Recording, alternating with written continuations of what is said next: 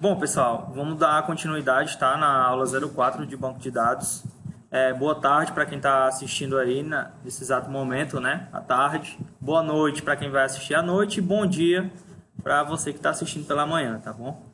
É isso aí. Então, nessa continuidade, a gente vai dar uma olhada aqui na modelagem de banco de dados. E é um dos conceitos muito importantes dentro da estrutura, né? Por quê? É onde a gente vai desenvolver alguns aspectos legais de onde é que esse cara, né? Essas informações e como é que esse cara se relaciona. Então, a partir daí, a gente vai ver alguns aspectos e alguns modelos que é interessante que venham, né, para o nosso conhecimento, para que a gente possa utilizar dentro dos modelos conceituais, tá bom? Então, já falei para vocês, né, de um modelo bastante conhecido, que é o modelo entidade de relacionamento, que é o cara que a gente vai trabalhar com mais frequência, tá? Mas como conhecimento, eu também estou trazendo outros modelos para que a gente coloque isso no nosso currículo, tá bom? Beleza? Vamos lá. Muito bem. Entrando aqui dentro da introdução à modelagem de banco de dados, a gente traz com a gente um cara chamado, não é, abstração. E essa abstração, ela vem justamente, né, de abstrair as informações do mini mundo, né, que no caso é o mundo real que a gente já conhece. E a importância dessa abstração, pessoal, é justamente em definir e analisar os dados mais importantes, certo? Que tem dentro dessa estrutura. E a partir dessa importância, a gente consegue caracterizar no que realmente vai ser armazenado dentro do nosso banco de dados e no que realmente vai se relacionar, certo? Dentre esses pontos mais importantes, tá bom? Então, qual é o objetivo dessa modelagem, né? Ele fala aqui para a gente qual é o objetivo da modelagem: é transmitir e mostrar uma representação única, não redundante e resumida dos dados de uma aplicação, beleza? Então, a gente já viu aí alguns aspectos, né, que a gente já conheceu lá da orientação a objetos, né? Redundante e resumida. Quando a gente utiliza a abstração, é justamente isso, né? Para que a gente tenha informações que sejam mais objetivas, tenha informações que sejam mais precisas. E a partir daí, a gente utilizando a abstração e resumindo, né? E trazendo o que é mais importante, a gente faz com que aquela informação não seja redundante, que aquela informação seja importante daquele conteúdo que a gente está conceitualizando, tá bom? E a fase da modelagem é a principal etapa no projeto de desenvolvimento de um banco de dados. Por isso é muito importante que se dedique tempo e esforço no desenvolvimento de uma boa modelagem de dados, né? Então, é basicamente aquela regrinha que eu já ensinei para vocês, a 80-20. Então, os 80% no desenvolvimento do nosso projeto vai ser aonde? Na modelagem, né? E 20% vai ser na execução desse protótipo. Ou seja, no SQL, que até o Rafael estava perguntando quando era que a gente ia iniciar. Pô, vai demorar bastante para a gente iniciar aí no SQL, tá? Vamos demorar muito tempo na modelagem, por quê? Porque é aqui que a gente consegue extrair os pontos mais importantes do banco de dados do nosso sistema. Então, se esse banco de dados tiver qualquer problema, obviamente o nosso sistema não vai servir para nada, né? Porque o ponto principal é o armazenamento dessas informações. E a gente viu que o armazenamento dessas informações contém vários critérios e características de segurança da informação, né? Então, quem são esses critérios? É o ACID. Vamos lá, digam aí todas as siglas para mim. Mais o quê? Atomicidade. Também. Então, todos esses critérios a gente vai utilizar aqui dentro de quem? Da modelagem do banco de dados, tá? Tudo bem. E o primeiro modelo, né, que a gente vai trazer aqui como um ponto é o modelo conceitual, né? Que ele se refere ao desenvolvimento de um modelo inicial da base de dados que reflitam as necessidades do usuário. Essa modelagem preocupa-se em descrever quais dados serão armazenados na base de dados e quais dados se relacionam. Então, a gente já tem duas características aí. Que características são essas? Quais os dados que vão ser armazenados e o outro quem é? Como eles se relacionam. Quando eu falo eles se relacionam, é como eles se comunicam. Beleza? Muito bem. Para fazer um modelo conceitual, é necessário entender que dados o usuário final espera que o sistema disponibilize. A modelagem conceitual fornece uma visão mais próxima do modo como os usuários visualizam os dados realmente, né? Então, Esse modelo conceitual, pessoal, é justamente como é que o usuário quer que ele armazene essas informações, né?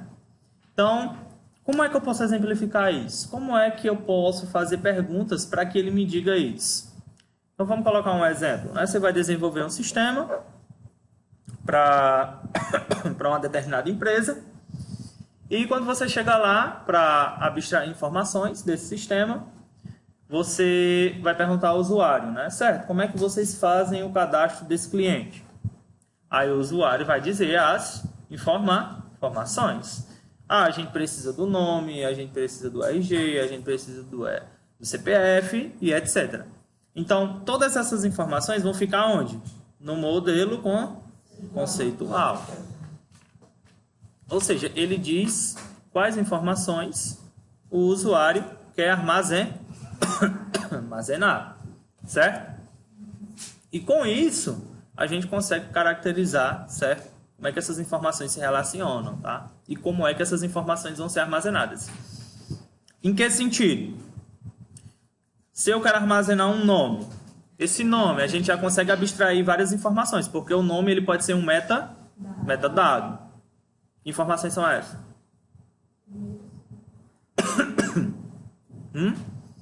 Que esse nome ele pode ser do tipo em string ou varchar, que a gente já conhece, né? Esse nome ele pode ser mais o quê? Pode ter uma determinada quantidade de caracteres e etc. Então, todas essas informações a gente consegue tirar desses metadados. E com isso a gente consegue fazer essa modelagem conceitual. Tá bom? Beleza? Tudo bem. A próxima modelagem é a modelagem lógica, né? Ela tem algumas diferenças do modelo conceitual, mas tudo bem tranquilo. O que é que ele quer dizer aqui pra gente? Ó? Compreende o processo de desenvolver, como os dados serão armazenados no sistema e como irão se relacionar. Beleza? O modelo conceitual faz isso? Faz isso. Isso significa transformar o modelo conceitual obtido na primeira fase num modelo mais próximo da implementação. Olha aí, é como se fosse um passo a passo, né? Ou seja, fornece uma visão mais detalhada do modo como os dados são armazenados no computador. Então, a gente tem um modelo conceitual e a modelagem lógica. Todos esses dois caras a gente vai fazer no BRzinho modelo, tá? Depois eu vou mostrar para vocês. Nessa fase também são criados os dicionários de dados e feita a verificação se o modelo está normalizado. Ou seja, a gente vai conhecer as três principais, que é a primeira, segunda, terceira forma normal. Se der tempo, a gente vê a quarta e quinta forma normal também. Que são as formas de normalização, tá? E veremos os conceitos de normalização de dados mais na frente, tá? Então, depois que a gente faz o primeiro processo, né, na modelagem conceitual, a gente é como se subisse uma escadinha, né? A gente vai ver como é que esses dados vão ser armazenados, né? Fica mais próximo de quem? Da implementação, onde o cara já vai desenvolver os códigos, né? O modelo que realmente vai ser os comandozinhos de SQL, né? DML e DDL, tá bom? Então, conceitual mais próximo do usuário, né? O lógico aqui ele já é mais próximo da implementação, né? Então fica intermédio aí. Beleza? E por último, a gente tem a implementação do modelo lógico, né? Que é uma vez que toda a etapa de modelagem esteja concluída, será necessário implementar ou criar a base de dados no SGBD escolhido, que no caso a gente vai utilizar uma SQL, tá? Essa fase requer que o desenvolvedor conheça a linguagem SQL, que é justamente a linguagem que vai consultar e criar essas nossas bases de dados, né? Então, a gente consegue fazer essa conceitualização da seguinte forma. Nós temos quem aqui? Vou até colocar no diagrama aqui novamente, né? Nós temos a análise dos registros, né? Então, a gente vai fazer através da abstração. Depois, nós temos quem? O modelo conceitual, onde a gente vai organizar e fazer as relações dessas informações. Depois, o modelo lógico, que fica um passo, né, da implementação. E, por último, a gente tem quem? O projeto físico, que é justamente a construção desse modelozinho de dados para a criação do nosso banco de dados através da linguagem SQL. Então, toda vida que a gente estiver modelando essas informações, a gente tem que fazer todos esses passos aqui, né? Ó, passo 1, passo 2, passo 3 e passo 4. Para quê? Para que a gente consiga construir o nosso banco de dados, tá? Então, qual a fase mais importante aqui, que a gente acabou de falar? É a obtenção e análise de registro, modelo conceitual, modelo lógico ou projeto físico? Qual a fase mais importante?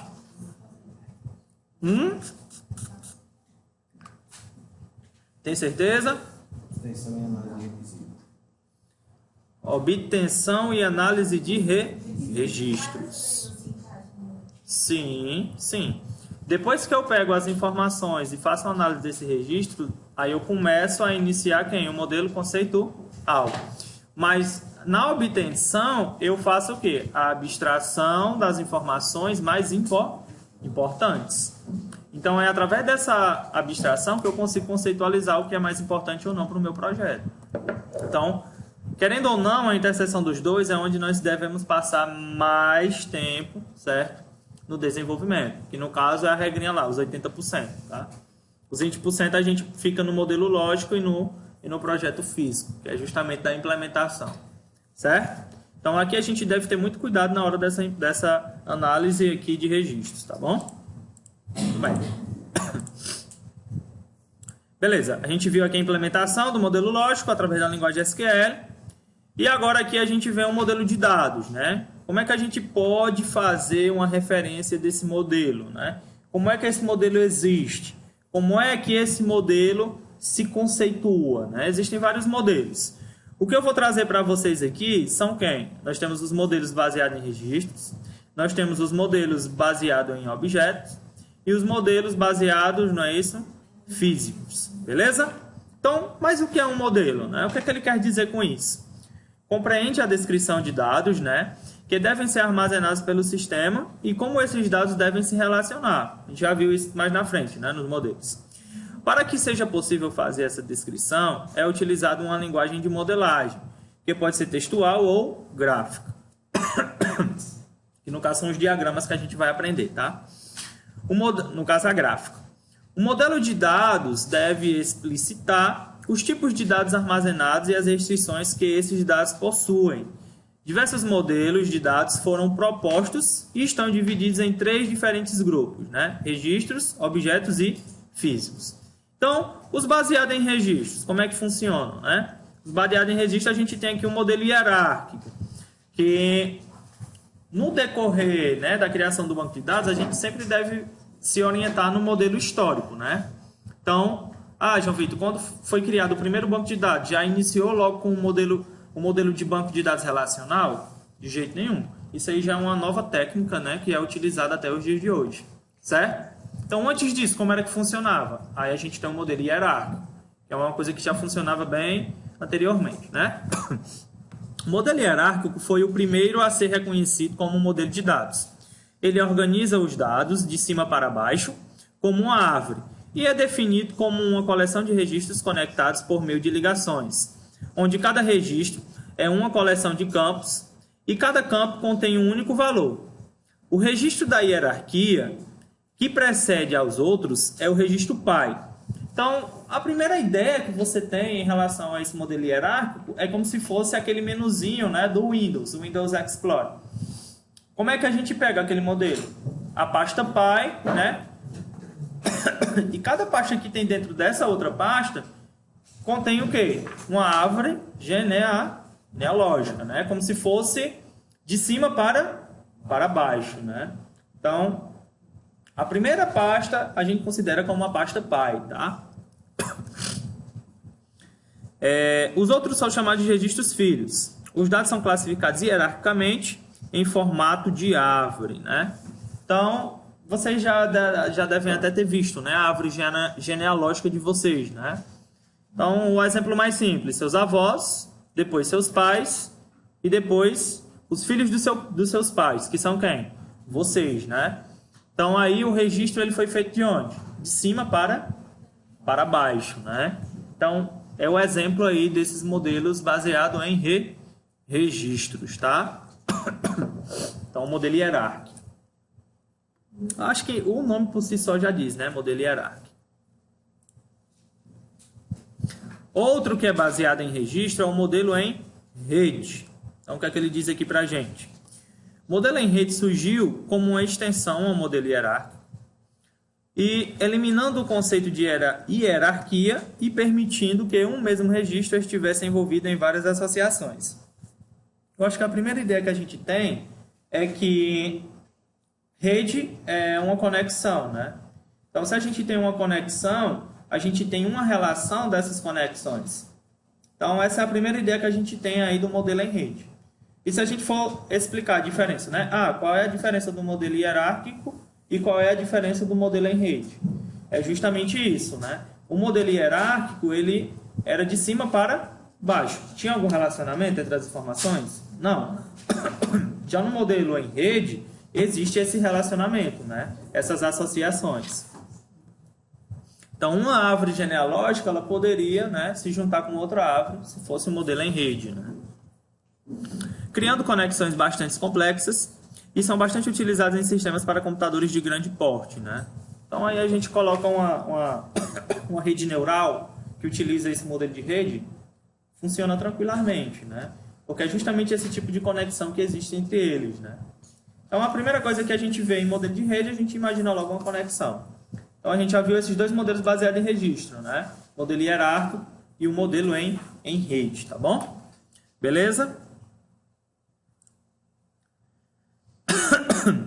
O outro modelo que a gente tem baseado em registro é o modelo relacional, tá? Então, vamos dar uma olhada aqui. Ele apareceu devido à necessidade de aumentar a independência de dados nos SGBDs e prover um conjunto de funções apoiadas em álgebra relacional. A gente vai ver aqui as funcionalidades dessa álgebra, tá? Para armazenamentos e recuperação de dados. É o modelo mais utilizado hoje no mercado, pois se revelou ser o mais flexível e adequado ao solucionar vários tipos de problemas, que se colocam no nível de concepção e implementação de base de dados. Então, por exemplo, né? Como é que eu posso conceitualizar isso? Como é que eu posso exemplificar isso? Vamos pegar o exemplo aqui da escola, né? Esse exemplo eu já até coloquei, já fiz aqui com vocês, mas a gente pode citar novamente. Por exemplo, vocês têm quantos professores? Vários professores, né? Então, por exemplo, um aluno pode ter quantos professores, Annalise? Um aluno, ele pode ter quantos professores? Vários professores, né? Mas um professor, ele pode ter quantos alunos? Vários alunos também, né? Então, o que é que acontece? Isso é uma forma de se relacionar. E na álgebra relacional existem, né, nomenclaturas que facilitam isso pra gente. Que é justamente essa forma de relacionamento, tá? E que fica muito mais fácil de se entender e muito mais fácil de se relacionar. Né, Annalise? Muito bem. Beleza. Já o próximo modelo aqui são baseados em objetos, né? Melissa, tu pode ler essa parte amarela aqui para mim, por favor? Usados na descrição de dados no nível conceitual e visão, proporcionam ampla e flexível capacidade de estruturação e permitem a especificação de restrições de dados de forma explícita. Entre os modelos mais conhecidos estão. Muito bem, é o que a gente vai utilizar aí com frequência, né? Que é quem? O modelo, entidade, relacionamento.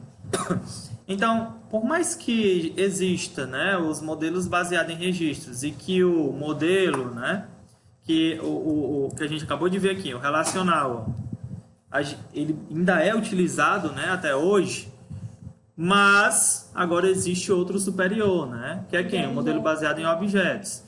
Que é o modelo entidade relacionamento, né?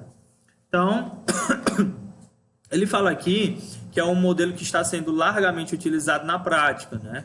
E ele se baseia numa percepção do mundo real e consiste numa coleção de objetos básicos, chamados de entidades, e de relacionamento entre esses objetos, né? Então, lá em orientação a objetos, né, a gente sabe fazer esse conceito, né, de um objeto. Já vem mais um repertório, né, que a gente já conhece, que eu já acabei de falar, abstração, que é justamente o quê? Que ele fala aqui, né, ó, na percepção do mundo real, né? A gente viu esse mesmo conteúdo, né, esse mesmo conceito lá em orientação a objetos. Então isso aqui não é novidade para a gente. Isso aqui a gente vai utilizar, tá? E a partir daí a gente precisa só conceitualizar, né? Que os objetos que a gente utilizava lá na programação orientada a objetos, aqui em banco de dados vão ser o quê? Entidades. Pronto, essa é a única diferença. Diferença de quê? De representação, tá bom? Beleza? Então, esse modelo entidade de relacionamento é um modelo baseado em objetos, tá? Bem. E além do modelo entidade de relacionamento, a gente tem o quê? O modelo O, que é o orientado a objetos, tá? Então, no modelo OO, toda e qualquer entidade do mundo real é representada por um modelo conceitual, o objeto. Um objeto sempre estará associado a um estado e um comportamento. Olha aí que coisa legal, né? É orientado a objeto, né? Ele tem que ter um estado e um comportamento. Isso aqui a gente já viu lá em programação orientada a objetos. A motivação para seu surgimento está em função dos limites de armazenamento e representação semântica, né? Existem dois caras, a sintaxe e a semântica. A semântica é o quê? O sentido de como esses caras, né, vão se relacionar. Ele já diz aqui, ó, semântica imposta no modelo relacional. O sentido. Não é como é feito, e sim um sentido, né? A ideia daquilo ali que ele vai trazer para a gente. São muito utilizados em sistemas de informações geográficas, né? O SIG. Isso aqui, vocês podem até perguntar ao Diego, que ele tem mais informação sobre esses sistemas aqui para vocês, tá? E os sistemas CAD e CAM, que são mais facilmente construídos usando tipos de complexos de dados, né? Possui algumas desvantagens, como falta de padronização nas linguagens de manipulação dos dados, alto custo de aquisição dessas novas tecnologias, né? Então, como é uma coisa nova, ainda o modelo entidade de relacionamento é mais utilizado, né? Porque ele traz mais essas ideias do mundo real e tem uma forma mais fácil de lidar com esses funcionamentos. Já o modelo orientado a objetos, não. Ele contém coisas mais complexas, né? Que podem ser utilizadas em sistemas de grande porte, né? Eu imagino que um sistema desse, né, de informação... um sistema que a gente pode até colocar como exemplo é o Google Maps, né? Que é um sistema de grande porte, de localização, e que com certeza o modelo dele é orientado a objetos, tá? Da Google. Com certeza. Certo? Então, um exemplo aqui de um sistema que está sendo utilizado na atualidade, né? Que é o Google Maps da Google, com certeza o modelo dele é orientado a objetos. E por último, quem? Os modelos físicos, né? Pode ler para mim novamente, Melissa, por favor? Usados para descrever os dados em seu nível mais baixo, captura os aspectos de implementação do SGBD. Muito bem. Então, esse modelo aqui é justamente o último cara a ser feito, né? Que é o quê? A implementação. Então, em banco de dados, toda vida que a gente for falar de físico, a gente está falando de quem? De implementação, tá? Então, essa fica a dica aqui para esses modelos físicos, tá bom? Então, a gente viu os modelos baseados em registros, a gente viu os modelos, né, baseados em objetos, e agora aqui a gente viu os modelos físicos, né, que é justamente esses caras que são envolvidos dentro da implementação, tá? Implementação de quem? Do SGBD, que é o sistemazinho de gerenciamento de banco de dados, tá bom? E por último aqui a gente vai fazer esse exercício aqui, tá? Na verdade, alguns já fizeram, outros não fizeram, mas eu vou dar uma ampliada que tem mais coisa aqui que precisa ser implementado nessas questões aqui, tá bom? É isso aí. Assiste a aula, deixa o gostei e qualquer coisa coloca um comentário aí que a gente tira as dúvidas, tá bom? Valeu!